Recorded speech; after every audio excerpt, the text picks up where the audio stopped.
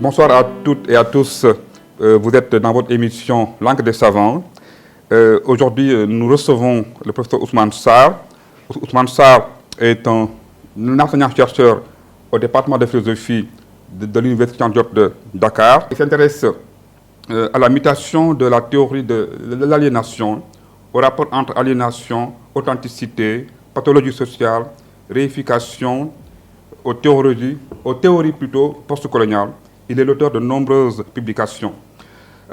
Ousmane Sarr, que nous recevons ce soir, vient nous parler de son ouvrage « Les pathologies sociales de la modernité ». L'objectif, donc, dit-il, est d'analyser les évolutions manquées ou pathologiques de nos sociétés modernes et contemporaines, de voir les conditions qui font que la vie humaine se manque ou passe à côté de ce qu'elle devrait être.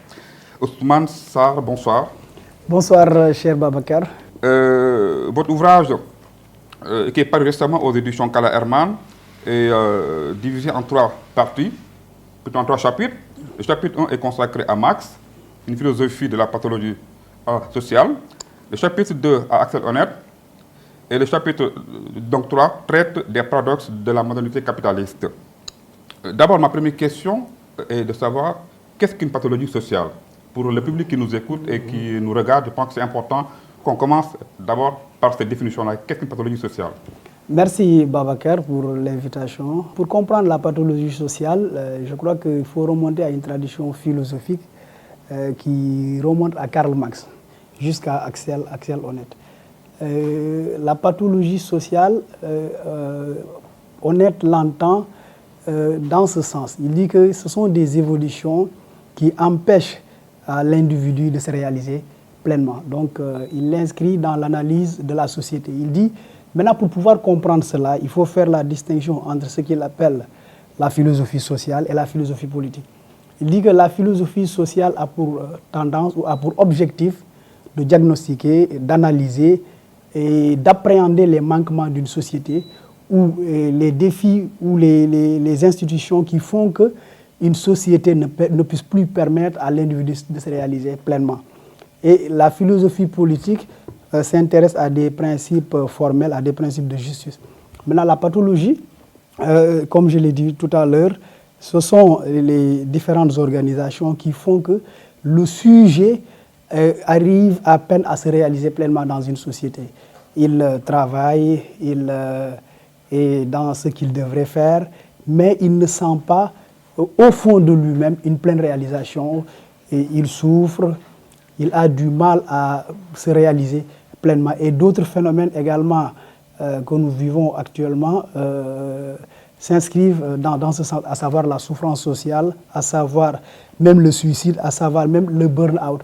Donc ce sont ces manquements, tous ces manquements qu'il catégorise dans la notion de pathologie sociale. Il a hérité d'une tradition philosophique, comme je l'ai dit tantôt, qui remonte à Marx. Et maintenant, il emprunte ce vocabulaire médical, parce que c'est un vocabulaire médical, la notion de pathologie, la notion de maladie, pour l'inscrire maintenant dans une analyse du fait social, des manquements sociaux. Mais qui est Axel Honneth? Axel Honneth, c'est l'un des derniers représentants de la 3e génération, si je ne m'abuse, de l'école de Francfort. Il a été formé par le grand maître Habermas, et l'ouvrage qui a le plus marqué ou qui a le plus rendu célèbre Axel Honneth, c'est la lutte pour la reconnaissance.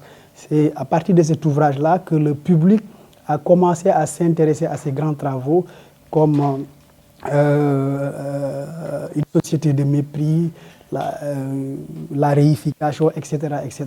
Il est devenu l'un des représentants de la 3e génération de l'école de Francfort. Merci beaucoup, Ousmane Sarr. Est-ce que vous pouvez donner 2 ou 3 exemples concrets de pathologies sociales ou manquées, comme vous le dites? Oui. Ils sont assez nombreux. C'est peut-être nous qui nous rendons pas compte de ces maux ou de ces maladies sociales. Par exemple, des phénomènes tels que, je l'ai cité tantôt, le burn-out. Donc, souvent, beaucoup de gens en souffrent, mais avant qu'ils ne s'en rendent compte, c'est qu'ils ont atteint la limite. Beaucoup de travailleurs, de collègues, ils font des choses où ils surperforment et à un certain moment, il y a le langage du corps qui est là, qui renvoie des signes, mais on ne se rend pas compte. Donc ce sont ces phénomènes qu'on appelle les pathologies. Il y a le suicide également dans les entreprises ou dans les lieux de travail. Certaines personnes arrivent à un certain moment à ne plus pouvoir répondre positivement aux attentes de leur entreprise ou aux attentes de leur travail et ils se donnent drastiquement la mort. Mais comment éviter ces pathologies-là?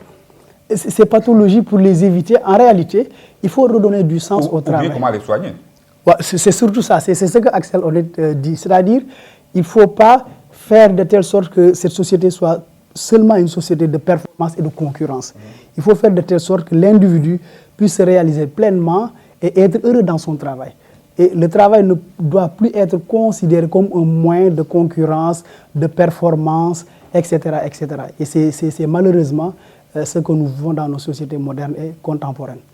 Vous montrez aussi dans votre ouvrage un lien très étroit entre ce que vous appelez l'injustice sociale et la pathologie sociale. Quel est le rapport entre les deux notions? En fait, c'est Axel Honneth qui a voulu montrer le rapport, mais à un certain moment, il s'est rendu compte qu'en réalité, le rapport est un peu étroit. C'est pourquoi il ne choisit pas le terme de justice. Il choisit le terme de pathologie pour montrer que ce terme-là peut englober le terme de justice, le terme d'aliénation, le terme de réification. Parce qu'il dit que dans la tradition marxiste, on a analysé que des phénomènes dépossessifs, des phénomènes tels que la pathologie, mais on n'a pas établi le lien entre pathologie et injustice sociale. Maintenant, pour lui, la pathologie permet de penser au-delà des principes formels de la justice et englobe même ces choses-là. Donc c'est pourquoi il a voulu établir ce lien-là, pour montrer que le terme de pathologie permet de penser la justice, permet de penser les injustices et ne plus se limiter aux principes formels des droits égalitaires, une société où tout le monde doit être égalitaire. Vous montrez aussi dans votre ouvrage que la notion de pathologie sociale signifie que les conditions de la vie humaine passent à côté de ce qu'elles devraient être. Comment cette pathologie-là sociale, ou cette maladie sociale, ou cette injustice-là sociale passe à côté de ce que la vie devrait être? Oui, c'est ce que j'ai dit tantôt. C'est-à-dire, souvent dans nos conditions de réalisation, il nous arrive de ne plus nous sentir pleinement heureux dans ce que nous faisons. Nous le faisons pour être peut-être les meilleurs, pour être performants, pour avoir de la reconnaissance.